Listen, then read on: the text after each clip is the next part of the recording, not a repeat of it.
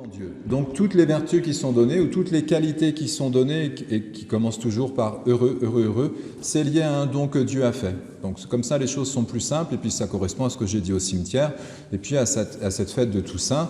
Donc Dieu seul est saint, point. Donc vous ne l'êtes pas, point. Moi non plus.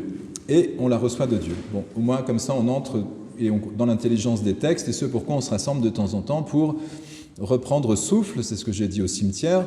Si Dieu nous accorde l'esprit pour une croissance spirituelle, elle est orientée vers la vie éternelle. J'ai déjà dit des choses compliquées. En tout cas, il faut prendre soin de cette gestation qui nous est confiée. Vous respirez, moi aussi. Voilà. Et ben, c'est vrai pour le corps matériel, c'est vrai pour le corps spirituel. Nous avons besoin de l'Esprit Saint, ce qui nous a été donné au moment de notre baptême et ce qui a été activé au moment de notre baptême, à savoir l'enfant de Dieu que nous portons. Une fois qu'on est d'accord sur le mode d'emploi, tout est simple. Bon, si vous n'êtes pas d'accord, on en discutera à la fin de la messe, mais c'est comme ça que Jésus a fonctionné.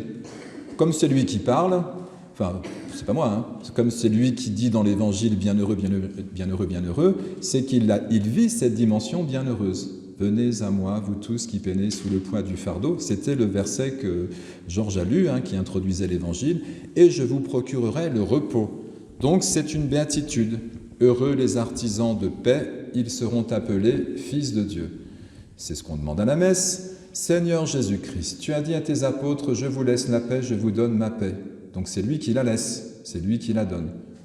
Vous voyez, hein, c'est ce qu'on dit à la messe. Donc la paix, si vous êtes artisan de paix, c'est que Dieu vous a fait de vous un artisan de paix. C'est pas que vous êtes paisible, voilà. C'est pas lié à votre tempérament. C'est lié à un don de Dieu. Donc c'est pour tous les disciples. Ouais, mais c'est important de le comprendre comme ça. Parce que heureux les miséricordieux, ils obtiendront miséricorde. Nul d'entre vous, miséricordieux, vous voyez ce que ça veut dire, hein, ça veut dire que vous êtes compatissant par rapport aux autres. Vous n'êtes pas juge des autres. Nous comprenons leurs difficultés, ou en tout cas nous faisons l'effort de les écouter, et le fait de les écouter libère quelque chose pour eux. Mais cette compassion de Dieu, cette miséricorde, vous en serez des transmetteurs que si vous en êtes d'abord des récepteurs. Voilà. Alors j'ai expliqué ça plusieurs fois déjà. Il faut suivre le maître. Donc le maître fonctionne comme ça. Jésus n'est pas maître au titre du fait qu'il enseigne. Si, bien sûr. Mais comment fait-il pour enseigner ? Il n'enseigne rien d'autre que ce qu'il vit lui-même. Si Jésus nous dit qu'il nous donne sa paix, c'est qu'il l'a d'abord reçue de son Père. Si on nous dit que Jésus est ressuscité, c'est que son Père l'a sorti du tombeau. Puis une fois que vous avez compris la boucle, c'est pas compliqué, nos anciens, ils ont construit une église. Ici, c'est Sainte Lucie. Je regardais sa statue. Alors, je crois que c'est parce qu'elle met ses yeux dans sa main, dit la légende de son martyre. Bon, on ne va pas parler de Sainte Lucie aujourd'hui, elle est fêtée au mois de décembre, si je ne me trompe pas. Mais ce geste-là dit que vous êtes prêt à recevoir ce qu'un autre vous donne. Et puis la croix, là, c'est le geste encore plus simple, vous êtes prêt à accueillir dans vos bras quelqu'un qui veut vous rencontrer. C'est un geste d'accueil et d'écoute. C'est ça la sainteté. Et ce n'est rien d'autre. Donc parce que Dieu peut-être m'a pardonné sur mon chemin, alors je suis capable de pardonner aux autres, mais pas avant. Alors je vais vous redire ce que je dis souvent, même si le mariage commence à être un peu loin, parce qu'il devait être en 2024. Mais je suis allé au repas qui suivait, puis une dame très catholique, tout ça, croyante, une femme, à ma table, elle me dit « Ah, moi, père, j'arrive pas à pardonner. » Je lui ai dit « Tant mieux. » C'est pas bien. Normalement, on dit « Ah, vous êtes croyante, vous êtes chrétienne, vous pardonnez pas, mais c'est pas sérieux. » Alors, elle était surprise. Je lui ai dit « Parce que vous n'y arrivez pas, vous pouvez entrer en posture de réception. Seigneur, je n'arrive pas à pardonner. Est-ce que tu peux m'aider ? Et peut-être qu'alors vous êtes miséricordieux. » Alors, j'ai commenté... non, pas au cimetière, je ne l'ai pas dit. La première des béatitudes, c'est « Heureux les pauvres de cœur, car le royaume des cieux est à eux ». Ça veut dire quoi, si vous êtes pauvre de cœur ? Ça veut dire que votre cœur est ouvert pour qu'un autre puisse vous aimer. C'est ce qui a été dit dans la première lecture. C'est l'Apocalypse de Saint Jean, il a une vision, et puis Jean pose la question à l'ange, qui gentiment lui répond « Pourquoi sont-ils habillés de blanc ?» Vous savez, c'est la tenue du baptême. Parce qu'ils ont lavé leur robe dans le sang de l'agneau. Mais c'est toujours le même langage. Lavez votre robe dans le sang de l'agneau, c'est la messe. Hein. Ceci est mon sang versé pour vous. Pour ceux qui m'entendent de temps en temps, quand vous faites ça, c'est que vous livrez votre corps et versez votre sang. Vous ouvrez, comme un pauvre de cœur, dans l'humilité, un espace pour que quelqu'un d'autre puisse vous aimer. Qui d'entre nous n'a pas envie d'être aimé ? Personne.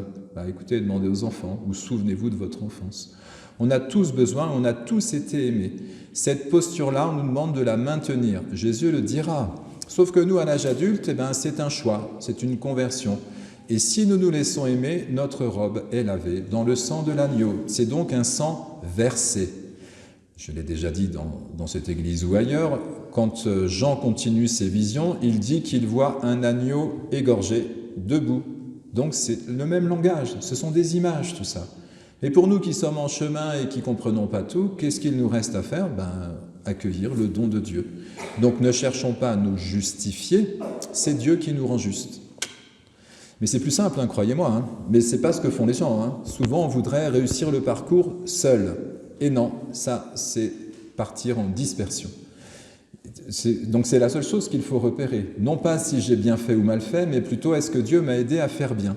C'est ça la relation, la religion, la foi, et tout ce qui permet d'être encore une fois bien heureux. Ma feuille est à l'envers, mais enfin de toute façon ce que je dis... Alors, si vous voulez, je vous donne le contre-exemple, c'est ce qui a été dit dans le psaume. Qui peut gravir la montagne du Seigneur? Bon, nous on est en montagne ici, Bon, la montagne, vous voyez bien, Jésus, il proclame les béatitudes en haut d'une montagne aussi. La montagne parce que vous vous rapprochez de Dieu, symboliquement.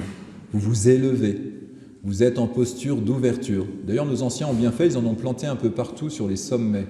Bon, ça fâche une certaine laïcité, mais enfin, au moins, eux, ils avaient compris que de temps en temps, nos travaux et nos pensées ne suffisent pas pour être bien heureux et qu'il faut respirer dans l'esprit. Donc, accueillir...